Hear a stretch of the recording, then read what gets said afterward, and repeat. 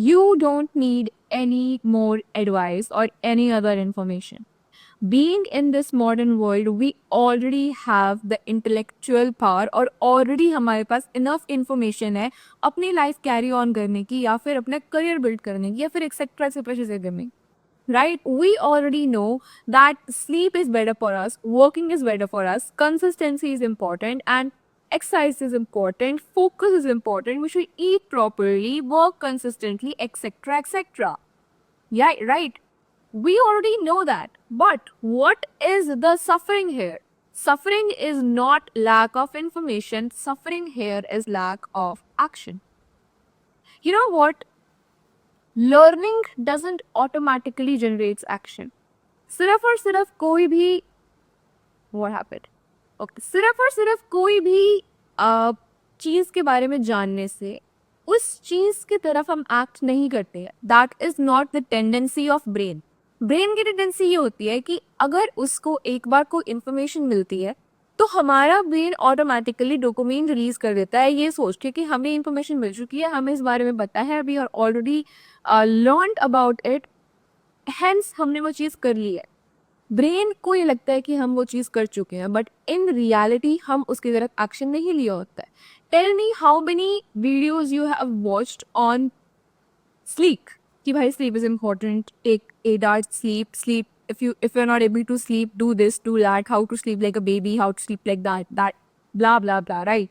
But tell me one thing, how many of you complete your 8 hours sleep every day? Very few. And that is the only difference between successful people and a mediocre life person who's living a mediocre life, right? So let me give you explanation why this happens. And guys, awareness creates mindsets basically. So let's get started. But explanation number 1 says information gives false progress. Exactly. Information तुम्हें false progress देती है, झूठी progress देती है basically, क्योंकि वो dopamine release करती है. अगर तुम कोई सेल्फ इम्प्रूवमेंट कंटेंट वॉच करते हो या फिर कोई भी ऐसा कंटेंट वॉच करते हो जो तुम्हें अच्छा लगे, जो तुम्हें डोपामिन देता है, जिस तुम्हें इंस्पिरेशन मिलती है, तुम्हारा ब्रेन 50% तो यही सोच लेता है कि हम वो चीज़ बन चुके हैं, हमने वो चीज़ अचीव करी है and we are already living in that moment. And that is when तुम्हें लगता है कि ओ माय गॉड ये वो हो ही चुका है, तो फिर इसको करने का कोई मतलब नहीं है. And that is when you don't do it. That is why action नहीं हो पाता है. So whenever you watch a self improvement video or whenever you watch self improvement content creator, कुछ भी तुम देख रहे हो, just implement it in your life. ये सोचो कि my brain is not working according to me. मेरे ब्रेन को लगता है कि मैं सिर्फ देख के वो चीज कर चुका हूँ, जबकि वो चीज ट्रू नहीं है. So tell yourself that ये चीज मैंने सिर्फ देखी है बट हुई नहीं है. And that is when you start taking actions towards what you have just watched, right? And your brain cannot separate between learning and action. इसमें ब्रेन की गलती नहीं है, ब्रेन का एवोल्यूशन ही वैसे हुआ है, ब्रेन की अपब्रिंगिंग ही वैसी हुई है, right? You just have to train your brain. Do you know about neuroplasticity? Neuroplasticity ये कहती है कि तुम्हारी रेपिटेशन, तुम्हारे रेपिटेटिव बिहेवियर तुम्हारे ब्रेन को, तुम्हारी पर्सनालिटी को ट्रेन कर सकते हैं. Training your brain is not at all a hard task to do. Just you have to do, what you have to do is just repeat certain tasks. कुछ अच्छे tasks, कुछ अच्छी habits तुम्हें repeat करनी होगी, तो अपने brain को बार बार दिखानी होगी, तुम्हारा brain उसके used to होगा and that will become a part of your life and you will be able to do those things very easily. तुम्हारा brain rewire होता है according to your consistent habits, right? So 5 hours of content तुम देख लोगे, लेकिन 30 minutes के लिए action या फोकस तुम नहीं कर पाओगे, because learning comparatively is very easy as compare to taking actions. Action लेने में हिम्मत लगती है, करेज लगता है, एंड लर्निंग करने में सिर्फ बैठ के सुनना होता है. दैट इज वाई हम लर्निंग ज़्यादा प्रेफर करते हैं. और जब लर्निंग के बाद एक्शन का टाइम आता है तो हमारा ब्रेन ऑलरेडी डोपामिन रिसीव कर चुका होता है, तो उसको और डोपामिन की नीड नहीं होती है. And that is why action वो नहीं लेता है. Explanation number 2, cognitive load theory. A human brain has a limited mental bandwidth. मतलब कि human brain सिर्फ certain amount of चीज़ों को एक साथ handle कर सकता है. अगर तुम एक साथ ही ब्रेन को सेल्फ इम्प्रूवमेंट कंटेंट दे रहे हो, get ready with me content दे रहे हो, क्लासिक कंटेंट भी दे रहे हो, राइट, वेब सीरीज भी देख रहे हो, तुम्हारा ब्रेन इतना हैंडल नहीं कर सकते। उसका एक सेपरेट बैंड विड्थ होता है, एक बैंड की विड्थ होती है ना, राइट, इसकी एक विड्थ है, इससे ज़्यादा विड्थ हम इसकी नहीं कर सकते हैं, राइट। इसको मेल्ट करेंगे ऑब्वियसली, बट कितना ही मेल्ट हो जाता है, राइट, इतना ही आएगा जब इतना मेल्ट हो जाएगा कि दिखना बंद हो जाएगा, right. So what happens is that, क्या बोला मैंने, so what happens is that कि तुम्हारे ब्रेन की एक विड्थ होती है जितना वो कंटेंट उसके अंदर भर सकता है, और जब वो एक बारी ओवरलोड हो जाता है तब आपके दिमाग की थिंकिंग कैपेसिटी बंद हो जाती है, एक्शन टेकिंग कैपेसिटी बंद हो जाती है। तो अपने ब्रेन को ओवरलोड करने से भी आप अपने एक्शंस को कट ऑफ करते हो, डिनाई करते हो, और नहीं हो पाते को। So your mind is overloaded. Modern people जो है वो बहुत सारा कंटेंट कंज्यूम करते हैं, बहुत सारे ऑप्शंस कंज्यूम करते हैं, opinions, routines, system, life hack consume करते हैं, but do you really need to do that? No, you don't need to, you don't have to do that at all.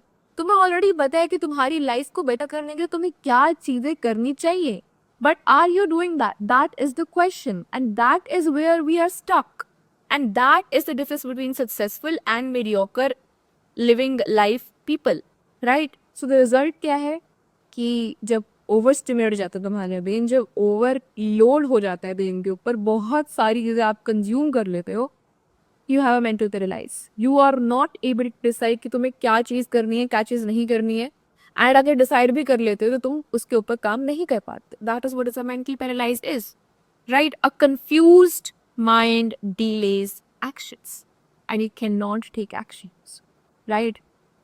So problem अभी हमें दो पता चली।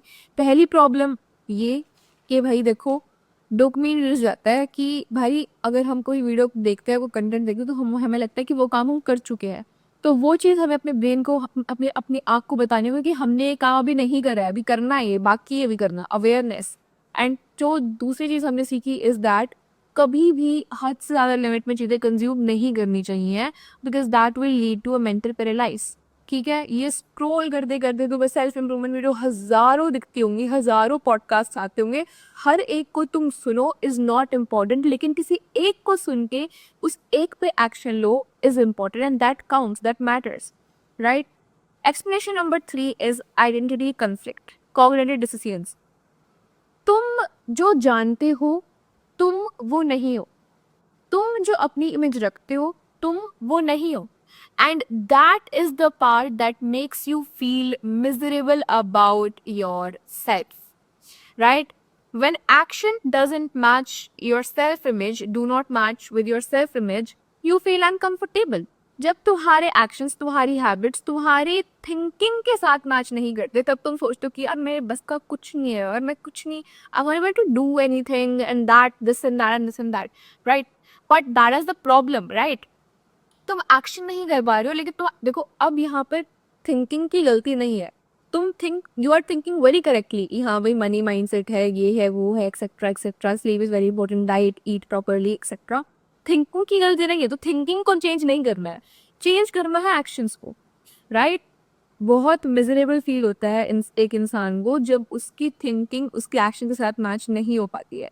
ठीक है, हेल्थ प्रॉब्लम से हेल्थ इशू है, एक अलग चीज़ होती है, बट जब तुम करना भी चाह रहे हो लेकिन तुम कर नहीं पा रहे हो, that is a very very miserable feeling. I can relate to that, but इसको फिक्स करने का सिर्फ और सिर्फ एक ही सोल्यूशन है, सिर्फ एक ही रास्ता है कि you get up and start taking action towards, right? I want success, लेकिन हैबिट्स क्या है? हैबिट्स ये है कि प्रोक्रेस्टिनेट करता है बंदा, डिस्ट्रैक्टेड है बंदा, and is inconsistent, right? So the takeaways from this video is that reduce consumption जो तुम कंज्यूम कर रहे हो उसको कम कर दो, right? Provide service rather than consuming service.